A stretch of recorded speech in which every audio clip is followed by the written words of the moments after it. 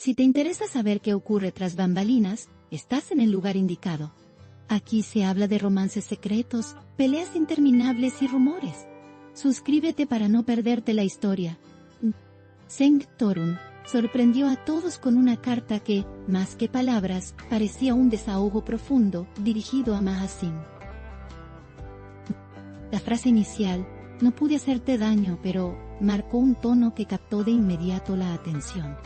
No había adornos innecesarios, solo una sinceridad que se sentía en cada línea. El presentador, al narrar el contenido, transmitía esa sensación de intimidad que rara vez se hace pública. Era como abrir una ventana a un momento personal que muchos no esperaban conocer. La carta parecía escrita no solo para ella, sino también para él mismo, como una manera de ordenar pensamientos y emociones. Cada palabra de Seng reflejaba un conflicto interno. Reconocía errores, admitía límites y dejaba claro que ciertas decisiones no fueron fáciles. La frase, "no pude hacerte daño", no era una justificación, sino una declaración de principio. Había en ella una mezcla de amor, respeto y resignación. El público, al escuchar la lectura, podía imaginar la tensión que existía entre las líneas. Era el tipo de confesión que no se improvisa, sino que se medita antes de ponerla en papel. Mahasín, aunque no respondió públicamente, quedaba retratada como la destinataria de un mensaje que trascendía lo cotidiano. La carta no pedía perdón explícito, pero sí abría un espacio para el entendimiento. Había frases que sonaban como despedidas, y otras que insinuaban esperanza. El presentador describía la atmósfera como una mezcla de nostalgia y alivio. No se trataba de buscar culpables, sino de reconocer que ciertas historias dejan huellas imborrables. Y esa era, quizás, la verdadera intención de Seng. En el transcurso de la lectura, se notaba que las frases tenían un ritmo pausado, como si cada palabra pesara. Pero se convertía en una bisagra emocional, separando lo que fue de lo que pudo ser. Ese matiz mantenía en vilo a la audiencia, que esperaba descubrir qué seguía esa pausa. El narrador resaltaba la honestidad sin dramatizar, dejando que la fuerza del texto hablara por sí misma. No había exageraciones, solo la realidad desnuda de una relación compleja. Algunos fragmentos dejaban entrever que Seng valoraba los momentos compartidos más allá de cualquier conflicto. No intentaba reescribir la historia, sino reconocerla tal como fue. En cierto punto, parecía que hablaba tanto de sí mismo como de Mahasín. Era un ejercicio de memoria, pero también de aceptación. La carta, aunque dirigida a una sola persona, resonaba con cualquiera que haya vivido una despedida a medias. Y esa universalidad la hacía aún más potente. La voz del presentador, al relatar cada línea, lograba que el público sintiera cercanía con la historia. No era un relato frío, sino uno cargado de humanidad. El pero, que cerraba la frase inicial, se repetía en distintas formas a lo largo del texto, como un eco que marcaba el tono. Entre cada párrafo, se percibía que la distancia entre ellos no era solo física. El mensaje, aunque breve en extensión, tenía una profundidad que lo hacía inolvidable. Seng no ocultaba que había pensado en las consecuencias de enviar la carta. Aún así, eligió hacerlo, quizá como un acto final de sinceridad. El narrador subrayaba que no había en ella rencor ni reproches directos. Al contrario, se trataba de un retrato honesto de una etapa que había llegado a un punto de inflexión. El "no pude hacerte daño" parecía una forma de recordarle que, incluso en los peores momentos, hubo un límite que nunca quiso cruzar. Esa idea, repetida, se convertía en el núcleo emocional del mensaje. Las descripciones de momentos pasados aparecían sin caer en la nostalgia excesiva. Eran pinceladas que dibujaban una relación real, con sus luces y sombras. El narrador mantenía el equilibrio, evitando caer en juicios personales.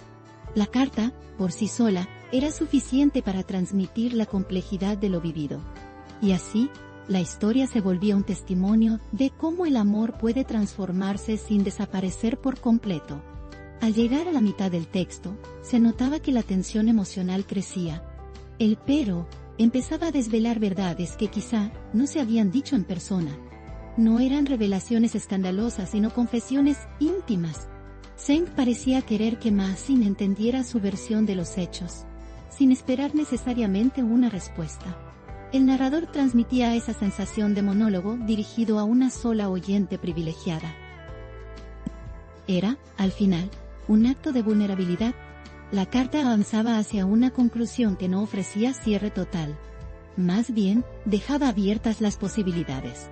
Zeng no imponía un futuro, solo reconocía el pasado. El narrador, con un tono sobrio, enfatizaba que a veces, eso es lo máximo que se puede dar. No había promesas ni planes, solo la constatación de lo que se sintió y lo que se decidió. La audiencia, en silencio, recibía la historia como si fuera un susurro compartido. En las últimas líneas, la frase inicial regresaba con fuerza. No pude hacerte daño, sonaba ahora como un mantra, una reafirmación de valores personales. El pero, que seguía era más suave, casi un suspiro. El narrador dejaba que esa pausa hablara por sí misma, sin explicaciones añadidas. Era evidente que el peso de la carta estaba en lo no dicho. Y allí residía su verdadero poder. Lo que quedaba claro, era que la carta no buscaba reconciliación inmediata. Tampoco pretendía borrar lo ocurrido.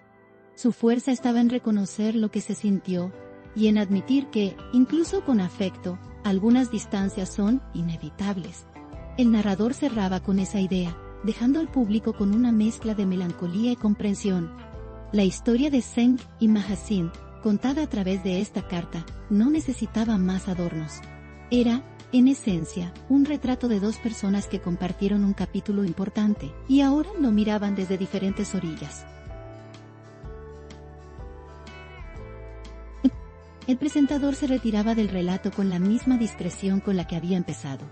El silencio posterior era parte de la narrativa. En un mundo donde las palabras se usan con ligereza, esta carta recordaba que la sinceridad aún tiene un peso específico. Zeng, al escribirla, había elegido exponerse de una manera poco común.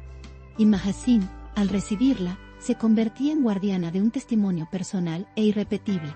El narrador no necesitaba añadir más. La historia hablaba sola. Así, el mensaje quedaba grabado no solo en papel, sino también en la memoria de quienes lo escucharon. Porque más allá de los nombres, todos podían reconocerse en esa mezcla de amor, respeto y despedida. El no pude hacerte daño resonaba como una promesa cumplida, aunque el resto de la frase quedara abierto a interpretación.